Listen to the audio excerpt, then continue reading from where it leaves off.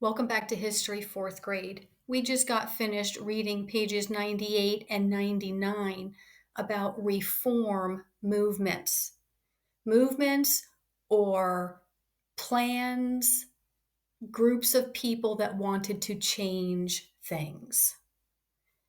Page 100, 101 is about growth of cities in the Northeast region. Let's read together. During the 1900s, people continued to move to the Northeast in search of jobs.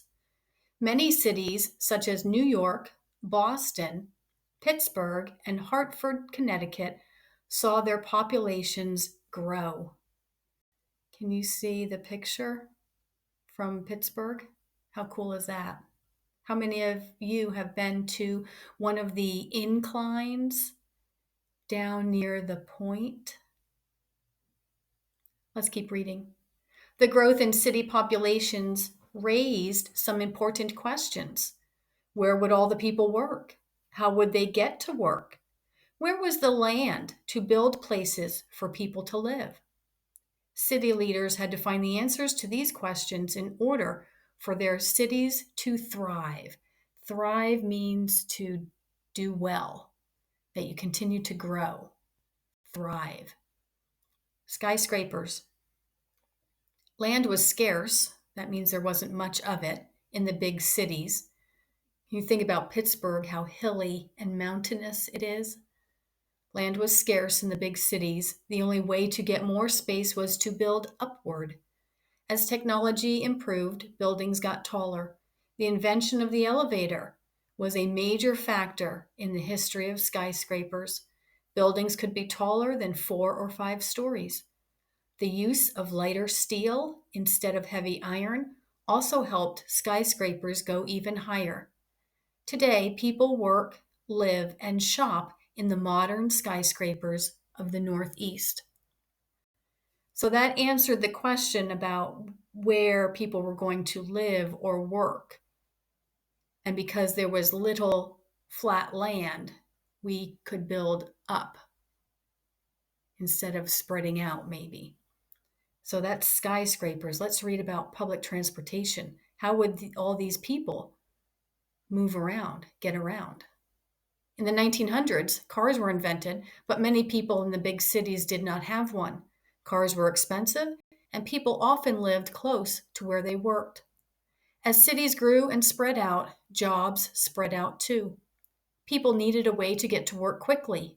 Some cities dug tunnels beneath the ground or built tracks above the roads for trains to carry large numbers of people around the city. Trains and buses are called public transportation. The Northeast megalopolis. Say that 3 times fast. Megalopolis. As cities grew larger, suburbs grew around them. Suburbs would be like where we live, not right down in the city, but out. The combination of a city and its surrounding suburbs is called a metropolis. Soon, the metropolitan areas of Boston, New York, Philadelphia, Baltimore, and Washington, D.C. formed a megalopolis called Boswash.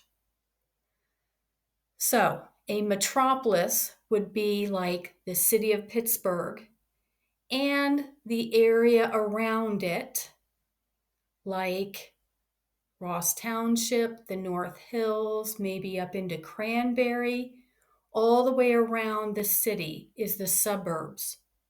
Well, when you have a city like Pittsburgh and the suburbs, along with Boston and New York and Philadelphia and Baltimore and Washington, D.C., kind of all getting so large, they're almost running together, you form a megalopolis.